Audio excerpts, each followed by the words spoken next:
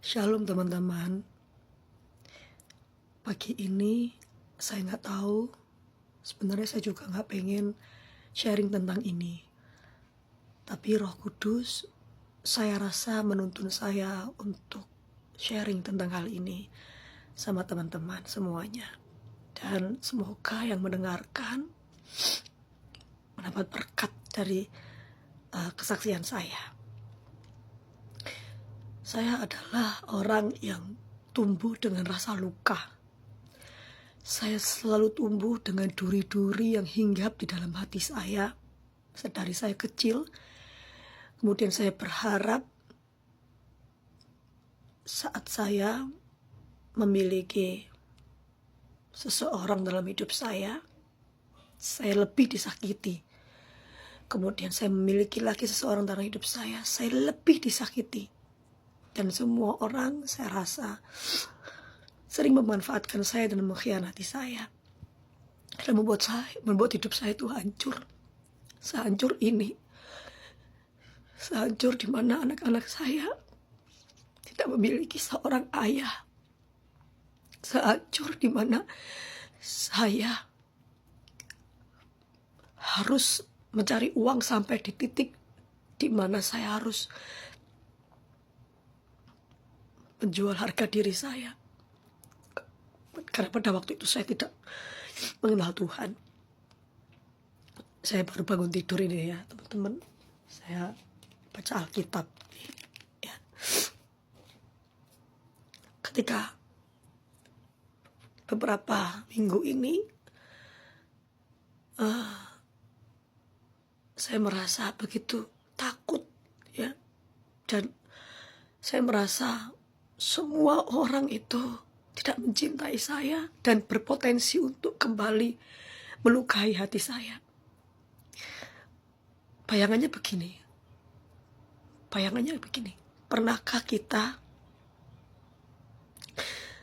kalau setiap lewat jalan itu ada lubang, ada jerat yang siap menerkam kaki kita? Ya.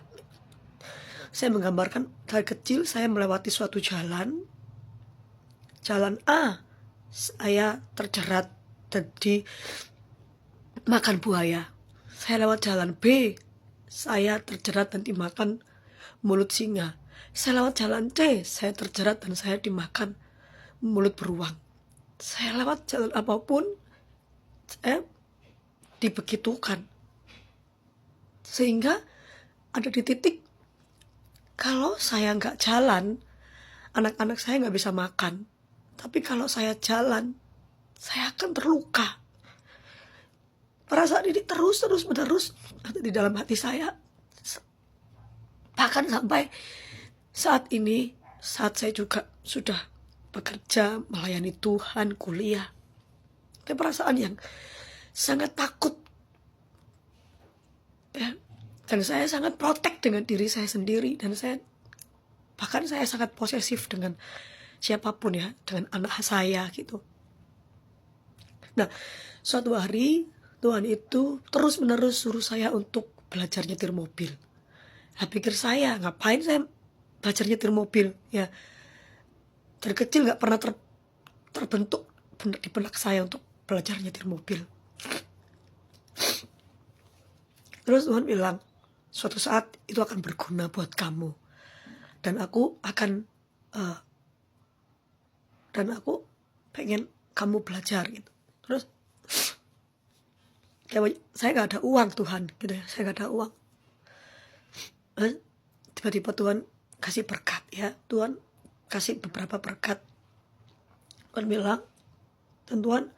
bilang itu saya kursus itu. Akhirnya singkat cerita, karena Roh Kudus terus menuntun saya, ya udah kemarin tuh saya kursus mobil ya, pertama kali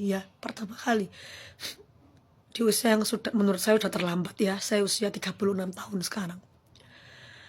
Ketika saya sudah masuk di kanan ya pintu itu, Tuhan itu, Roh Kudus itu bicara di hati saya, bilang, dengarkan setiap apa yang dikatakan oleh pengajarmu. Ya dalam hati saya, ya iyalah, nabrak saya gitu. Nah, Saya mau singkat cerita, saya langsung dibawa ke gang-gang kecil. Itu saya nyetir dewe, ya, nyetir sendiri. Itu langsung di gang-gang kecil, Mas. Karena tempat kursusnya itu gang-gang kecil. Jadi saya langsung dibawa masuk ke gang-gang kecil. Terus keluar ke jalan raya, ya, ke jalan raya yang benar-benar sudah crowded, sudah banyak belokan, tikungan, haluan, ya, semuanya gitu. Terus dibiarin kan, saya nyetir tuh dibiarin. Terus saya tahu, begitu saya nyetir itu, saya tahu bahwa saya kadang kelewatan gitu kan, kadang saya itu sering pegang rem. Pokoknya saya tuh sering pegang rem. Padahal saya kan belajar manual. Ya, jadi kopling saya lepas, tapi saya pegang rem. Sampai pengajarnya bilang, jangan selalu pegang rem. Logikanya, kalau kamu mau jalan, kalau kakak mau jalan, terus pegang rem, ya nggak jadi jalan. Jadi mobilnya ini ngereng-ngereng gitu terus. Seketika itu Roh Kudus mengingatkan saya, seperti itulah ketika kamu mau maju, tapi kamu rem potensimu, dirimu. Ya, aku sudah siap untuk melejitkan kamu, masa depanmu, tapi kamu rem. Ya, saya diam. Apa maksudnya itu kan?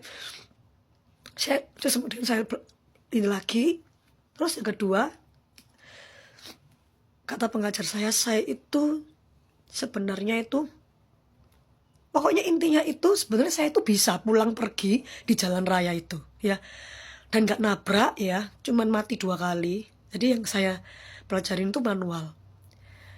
Saya itu begitu panik, ya, ketika ada seseorang yang lewat atau motor lewat, terus ada kucing lewat di jalan raya. Saya itu lepas kendali, setirnya saya banting ke kiri, bener-bener ke kiri, padahal ke kiri itu banyak ini, ya. Dan seketika itu si pengajarnya itu yang tadinya tidak pegang setir sama sekali, ya, langsung pegang setir saya, karena saya benar-benar belok, dan saya itu merasa saya itu sudah lepas benar-benar kendali saya, dan pikiran saya itu hilang, ya. Terus pengajarnya bilang kayak gini, Kak, kekurangan kakak yang benar-benar itu adalah kakak begitu panik, ya, padahal itu nggak apa-apa, ya, biarin aja orang mau klakson, ya, orang mau nyalip, biarin aja, kakak tetap pegang setir, ya, lampu sen nyalain, terus tetap pada marka yang benar, ya.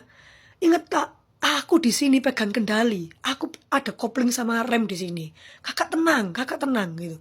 Apapun yang lewat, kakak jangan blank, jangan dibanting setir. Nanti kakak dan orang lain akan terluka.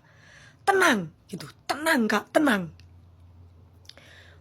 Dia bilang, kakak ini orangnya tatak loh, bisa langsung ke jalan raya dengan gang sempit, mundur langsung itu bisa. Hanya kekurangan kakak itu panik, padahal kakak sudah ada di dalam jalan yang benar, sudah sen benar, sudah lihat marka. Begitu ada orang lewat, motor lewat, kucing lewat, kakak langsung banting setirnya, dan itu yang membahayakan. Terus yang kedua, ketika kakak lepas kopling, kakak pegang rem, itu nggak boleh, karena kakak nggak bisa jalan. Kemudian seketika itu Tuhan bilang, demikianlah rasa takutmu, demikianlah rasa panikmu yang akan membunuh kamu sendiri dan semua orang yang ada di sekitarmu. Dan saat saya berdoa baru saja saya berdoa, Tuhan bilang, aku ingin menghapus rasa panikmu dengan firman Tuhan, ya, di 1 Petrus, lupa ayatnya. Tuhan bilang, jadilah tenang, kuasailah dirimu, dan jadilah tenang. Lalu kamu bisa berdoa. Dan saya bertobat, saya hapus semua. Saya bilang, Tuhan, apa remnya? Remnya itu adalah ketakutanmu. Kamu mau maju tapi kamu takut, kamu trauma. Lepaskan semua. Aku yang akan pegang kendali atas hidupmu. Dan saya rasa saya tenang, karena saya percaya Tuhan lebih menjaga saya daripada pengajar saya yang mengajari saya nyetir mobil. Itulah kesaksian saya. Semoga memberkati. Mari kita hapus semua yang Tuhan tidak senang dalam hidup kita. Tuhan Yesus memberkati. Shalom.